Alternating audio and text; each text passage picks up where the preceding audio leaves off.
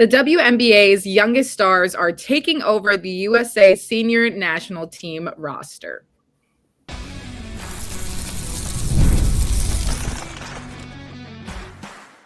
You are Locked On Women's Basketball, your daily podcast on women's basketball. Part of the Locked On Podcast Network, your team every day. Hello, everyone, and welcome to Locked On Women's Basketball, your number one sports podcast network, free on YouTube and wherever you get your podcasts. I'm here with Golden State Valkyries radio analyst Sophia Jones. I'm Kahleah Butler, the sideline reporter for the Chicago Sky. And let's get into our topics for today. So we're going to go over the 1v1 tournament happening in Unrivaled, what that first round looked like, some upsets, I would say, as well as UCLA just remaining dominant within the Big Ten. They can't keep getting away with this, but we're going to start off with the USA senior national team because the team roster has been revealed, but this is not the final roster. This is the roster that will be competing in the upcoming games, and then there's going to be more cuts made after that.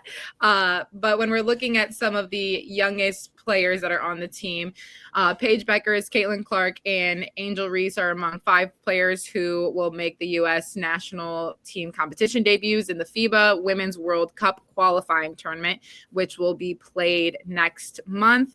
When we're looking at the rest of the roster, there's a lot of young players, which I mentioned at the beginning. The WNBA's youngest stars are really coming to the forefront for even competing for Team USA. Yeah. And I think that Team USA for this qualifying games is a great opportunity for some of these young players to get experience and be on that senior national team, get coached and evaluated by all the different front office people involved with Team USA basketball. I think you also throw in Alliyah Boston. Sonia Citron is another person that got added there. Also Ryan Howard and Kiki Irifen. So they definitely are going young with this roster, but it was good to see that, like you said, they're shifting towards the youth a little bit. Because when you think about this FIBA World Cup and even the Olympics in the future, you already know what A'ja Wilson and Napheesa Collier can do. But it's time to see how some of these younger players stand up. When we're taking a look at, players that had made their first appearance in terms of just being invited to camp, we had the Caitlin Clark, Angel Reese, Paige Bueckers, obviously. We also had Cameron Brink, Rickea Jackson, Veronica Burton.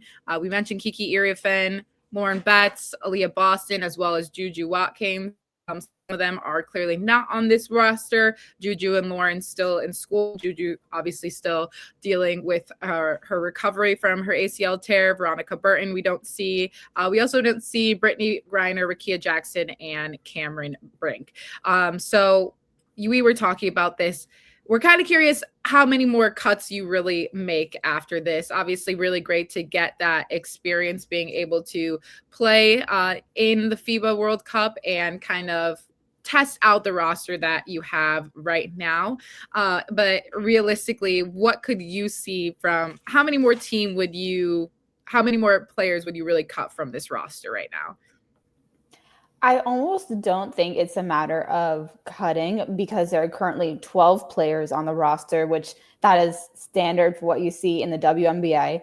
But I think with these players evaluated, if someone per se like an A'ja Wilson or a Napheesa Collier that would take precedence over some of the players already on this team, I think if they were like, hey, I actually want to compete in the World Cup when it happens around, probably not the qualifier, but the actual World Cup, that is where I think I would say Sue Bird would be like, oh yeah, your spot is safe. Here you go. And so I think it would be more of a case of that is what happens. A lot of, besides the rookies, it is also interesting to see, as we've spoke about just CBA and all that good fun stuff. A lot of them are free agents too. When we're looking at the roster of players, just comparing that to WNBA and what we can expect. But for the training camp roster and obviously just some players that will be in this qualifying tournament, there's also 5 gold medalists. We have a Jackie Young, Brittney Griner, who obviously hasn't made this roster, but Chelsea Gray, Kelsey Plum, Kahleah Copper. What is it like having that experience on the roster as well? And then when we're looking at these rookies being able to not only play alongside them in the WNBA, but play with them right now for some. Yeah, I think the experience is going to be extremely valuable for the young players. They've had their turn on some USA under 20 or under 17 teams, so the youth teams, but now this is a senior. So you actually have people that you can look up to, learn a little bit of their ways, plus looking at a little bit of this Team USA schedule for the qualifying round. March 11th, they play Senegal. March 12th, Puerto Rico. March 14th, Italy. March 15th, New Zealand. And March 17th, Spain. All of them will be played in San Juan, Puerto Rico. And that is a pretty heavy schedule. I mean, you're playing 5 games within the matter of 8 days, 7 days. So that is definitely not something that you want to that you don't want to condense the roster too much for. You want to have the chance to allow people to get a different run. And that's where I look at the older players where, you know what, maybe first quarter they get the lead to like 30 or something. And then that's when the younger players can come in and do their thing. Yeah, you allow the veterans to kind of take control early, and then you're like, all right, rookies, you guys are up next. But it's not like you have a tough rookie group to deal with when you are looking at kind of that core of Paige Bueckers, Caitlin Clark, Angel Reese, Kiki Iriafen, Sonia Citron. I mean, that's where I'm looking at like the youth. But then you add on top of, you know, Alliyah Boston still being young. There's just still a lot of youth no matter what. Even when we're looking at the veteran status, there's obviously players that have been around the block for some time. But overall, I really like how this roster has been constructed so far. And I'm curious, you know, if there are some additions of, you know, a fee that wants to come back and is able to come back after recovering, A'ja Wilson, stuff like that. It's going to be really hard for these teams to go up against. Team USA is looking very elite when it comes to this. They are looking extremely. And I mean, even listing some of those teams, Spain is probably going to be the most difficult matchup coming up. Italy could give definitely a challenge, but I'm even looking at that matchup against Senegal where you're probably going to run into some good height and front court play. I was like, there's going to be some height on this team. Exactly. So I think that's exactly why, you know, you're just plugging and playing, trying to test out some of these things. But Sue Bird, like we said, she's the one that's kind of managing this team. And I think that's exactly who you want at the helm. Also throwing in Duke head coach Kara Lawson. She's going to be the head coach. And because the coaches were narrowed down also, they were at training camp too. But you're also going to throw in Natalie Nakase of the Valkyries, Nate Tibbetts from the Mercury, and Stephanie White from the Fever. So also just playing into some of those teams though and looking where some of these players fall. I look at Steph White having 2 players represented between Alliyah Boston and Caitlin Clark. So she has the most say, I guess. I mean, this could all change in tomorrow because of free agency also. I mean, and just the coaches that you listed between Steph White obviously has 2 players represented, Natalie Nakase, who was just the coach of the year, and Nate Tibbetts, who clearly was just in a finals run. They are in very good hands. Kara Lawson has a top 25 team right now that kind of went overlooked at the beginning of the season. So we know she knows how to get a program together and do it quickly. But coming up after this, we are going to recap some Big Ten games from last night and why UCLA is just remaining so dominant within the Big Ten.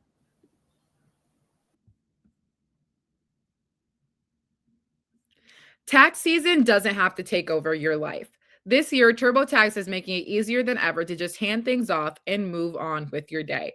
If you're someone like me who's still trying to figure out taxes, I don't like putting a bunch of work into it. So it's nice that I just collect all the things that I need to, hand it off, and allow somebody else to do it for me. With TurboTax Full Service, you can have your taxes done for you by a trusted local expert, start to finish, without the stress or the guesswork. Instead of spending hours trying to figure out forms, you can meet with a local TurboTax expert in person or just connect online. For a limited time, you can have your taxes done by a local TurboTax expert for just $150 all in. If a TurboTax expert didn't file for you last year, just file by February 28th, which is coming up, and take your taxes off your plate and get back to your life. Visit turbotax.com/local to book your appointment today.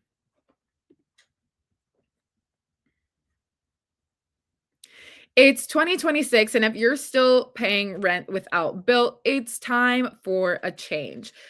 Built is the loyalty program for renters that rewards you for your biggest monthly expense, which is for most is rent. With Built, every rent payment earns you points that can be used towards flights, hotels, Lyft rides, Amazon.com purchases, and just so much more. And here's something I'm very excited about. Starting this month, Built members can earn points on mortgage payments for the very first time. So soon you'll be able to get rewarded wherever you live and unlock exclusive benefits with more than 45,000 restaurants, fitness studios, pharmacies, and other neighborhood partners. Personally, I would like to redeem my points for some of my student loan balances, actually, because that is something that has come back into play for me. I went to grad school, so now I have to deal with that. But Built is making it a little bit more simple.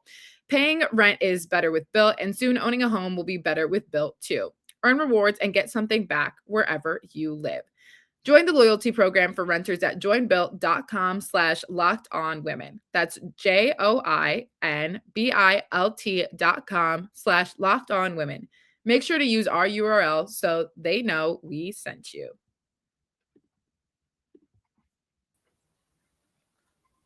Okay, some Big Ten recaps from yesterday. First one was UCLA going up against Michigan State, which we maybe anticipated to be a little bit more of a closer game. We saw what it was like with UCLA against Michigan, but UCLA dominates Michigan State 86-63. But it really was set from the beginning. They set this tone very early in the game. They're now on a 18-game winning streak, and nobody has been able to defeat them in conference play. No, they've quite frankly looked a little untouchable during conference play. That closest game was their one before this one against Michigan, where it was a 3-point win. Michigan made a push at the end. And I think for this one, they were like, okay, 3 points is way too close. Let's get back to keeping these teams at an arm's length. And that's exactly what they did. And in their typical dominant fashion, they just owned the paint. A lot of that due to Lauren Betts, who finished with 22 points. She was 10 of 14 from the field, so doing it extremely efficiency. But UCLA had 56 points in the paint also. So that is where they're getting a lot of their offense, really owning the interior. But a stat I found really interesting was UCLA, they had 14 offensive rebounds, 34 defensive rebounds. But Michigan State had 14 offensive rebounds and only 14 defensive rebounds. So that is not only an indication of UCLA cleaning up the boards and doing what they need to do, but the fact that there are only 14 defensive boards actually coming off the rim is an indication that UCLA is being extremely efficient in their offense. And I mean, they shot 57%. So that's the number right there. And that's crazy because, sometimes when you're looking at the rebounding battle, you're not necessarily considering that, just how efficient a team actually is scoring. With UCLA, you might, look at the comparison between Michigan State, UCLA, and the defensive rebounds, be like, oh, maybe Michigan State just isn't as great of a rebounding team. not really being like, actually, UCLA just doesn't even give them an opportunity to rebound the basketball because they are shooting at such a high clip. Then on the offensive end, you have Lauren Betts that's also getting putbacks, whatever the case may be. But then still defensively, if Michigan State is missing a shot, realistically, somebody on UCLA is getting that rebound. And then they're a team that can just play at their own pace, whether you want to go fast with them, whether you want to slow the game down. They just have too many options. And we talked about this last time between Lauren Betts, between your guard play. There's too many options where they can read defenses really well. They can play fast, like I said, but they can also make you play at their pace. I just feel like they are always setting the tone no matter where they are, whether they're playing away, whether they're playing at home. It's just their bag is too deep. And the fact that they've been playing with each other for some time now, one of the most, senior teams within the NCAA right now in general, makes it very difficult to try and break them down. Yeah, they are a team that just consistently wears down their opponent. I think they're very adaptable to whatever pace they want to play and whatever the opponent presents. They can run in transition. They have the guards, and even Lauren Betts is a very solid rim runner to do that. But whenever they're in the half court, okay, we'll just also feed it into Lauren Betts again, or let one of our guards create attacking downhill from the perimeter. So UCLA, they just have so many threats. They've really developed a complete game on both ends of the court. Their only loss this season still coming against Texas, but that was all the way back in November. So they're looking very strong and hitting their stride. They're a team, I really don't see them dropping another game in Big Ten play. I agree. Even that game against Texas, I would always love to see a rematch with what they both look like at this moment. But another one in the Big Ten, Washington and Iowa. Iowa finally gets back into the winning column with a 65-56 victory over Washington. Iowa was able to pull away relatively early, but obviously keeping it close the whole time. But they outscored Washington 17-5 in the second quarter, which just allowed them to build some momentum going into the second half and get it done. Yeah, and just on the theme of dominant front court players, Hannah Stuelke, she finished with 14 points and 16 rebounds. So she was really dominant there. Opened up the perimeter for Wright to be able to attack and create for her team.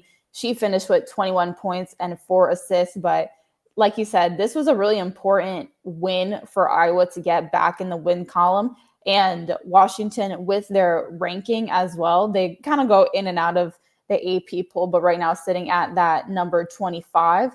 It was definitely an esteem booster, I think, for the Hawkeyes to get this win over Washington.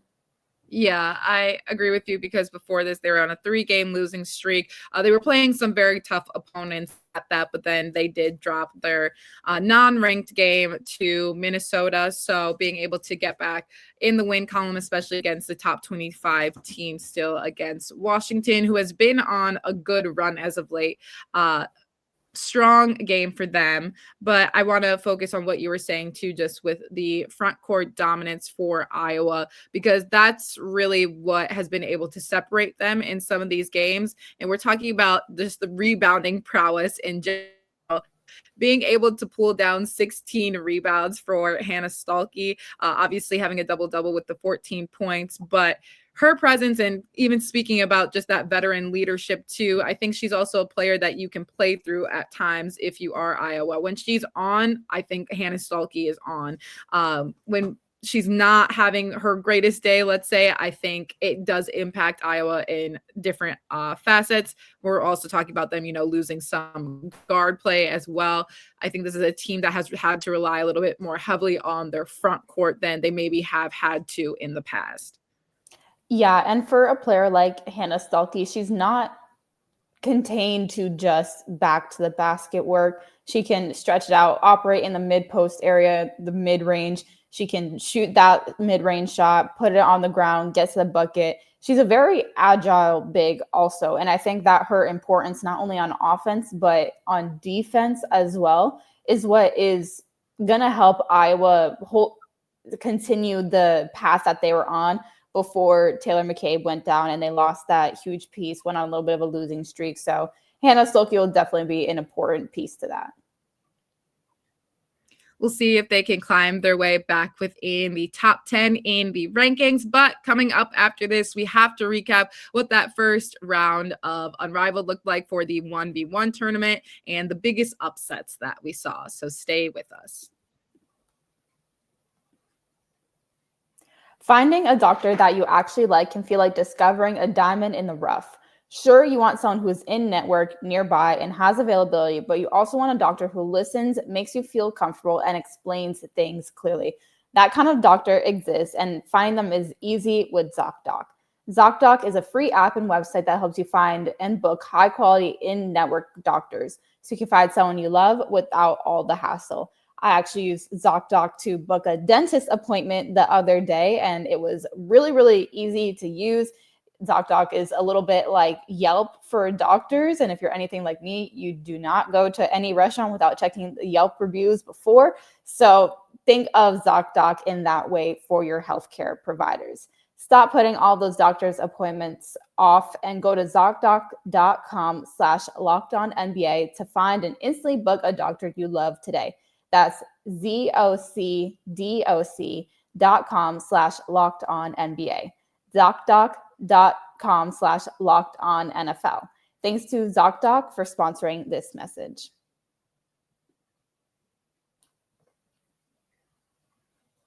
In the new year, it's a perfect time to reset your routine and refresh your space. If you're spending more time at home, you may as well love how it looks and feels. That's why you should turn to Wayfair. It's a one-stop shop for getting your home back on track.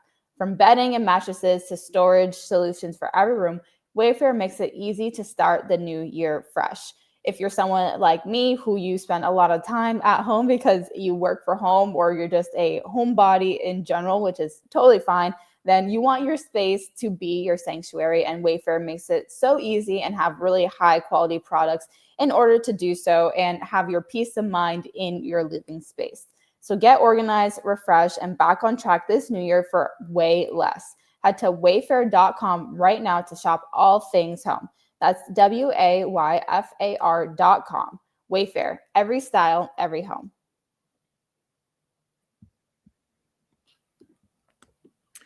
All right. So in the 1v1 tournament yesterday, there were maybe some surprises for some. I think one of the most exciting ones to watch, in my opinion, was Sonia Citron and Marina Mabrey, because Sonia Citron really had to fight and claw her way back to defeat Marina Mabrey. And I think that may have come to a surprise to some, but I think what I noticed most about Sonia Citron, first of all, I have loved her since Notre Dame. I think she is a fantastic player, but I think you really saw her elevation kind of be able to outwork Marina Mabrey, because she is a big guard still. Sonia Citron's like 6 foot, 6'1". Marina Mabrey has some height to her too. She's 5'10", but you can really, it was really emphasized her ability to shoot over defenders, and that was something that I loved about her when she was at Notre Dame. Is she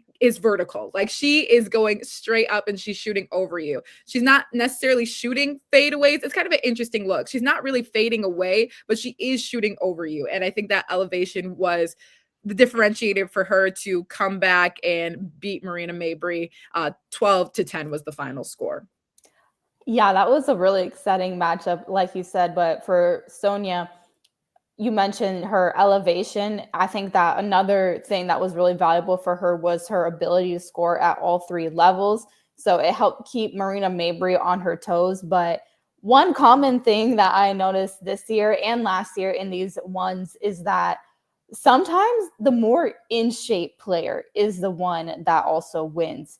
And you look after every single matchup, these players are gassed. They are like catching their breath while they're doing the post-game interview. And I think in that matchup between Sonia Citron and Marina Mabrey, that was one of the ones where it got really close towards the end. But Sonia, because she was maybe a little bit in better shape, she got more stops and was more mentally composed to finish down the stretch.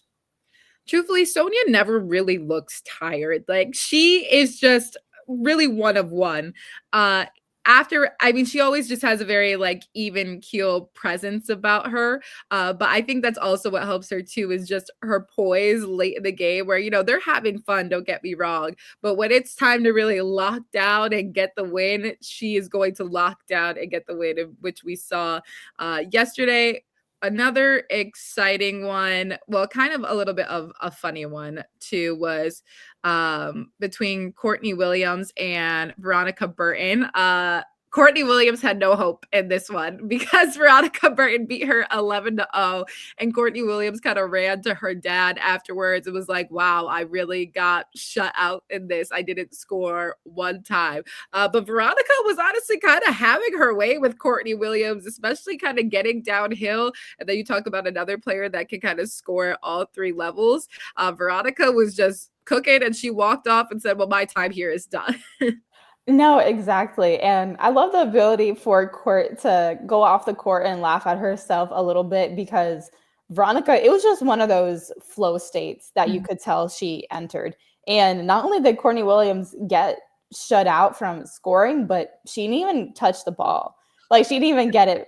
She didn't even get it back up. So Veronica was just getting to the basket. I think that was another example of just a player being a little bit stronger and more in shape than the other. But yeah, for people that maybe were not as familiar with Veronica, that maybe came as a surprise. But for me, and especially knowing V, her game has developed so much, especially in isolation scenarios like ones.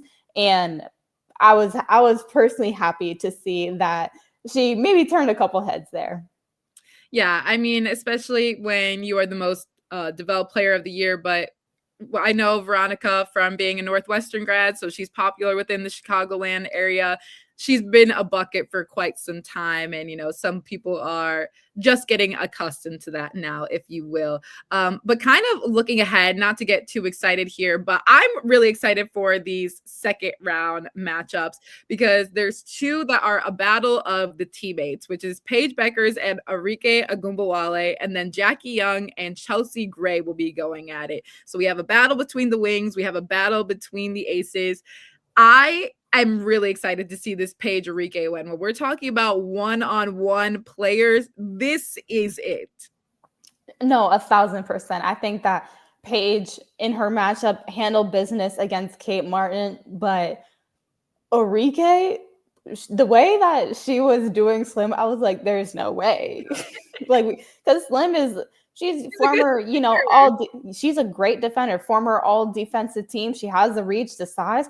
But Arike barely looked like she broke a sweat. So that Paige and Arike matchup is going to be really, really good. And I think Arike, she has to have some kind of chip on her shoulder being a 4 seed also. For sure. And I think, Paige is going to give it her all, because that's her vet on the team, but also the vet, that's her rookie. So she's going to be like, listen, this is my place. You're just coming into this now. Really excited for that one. But that'll do it for us today on Locked On Women's Basketball. Thank you all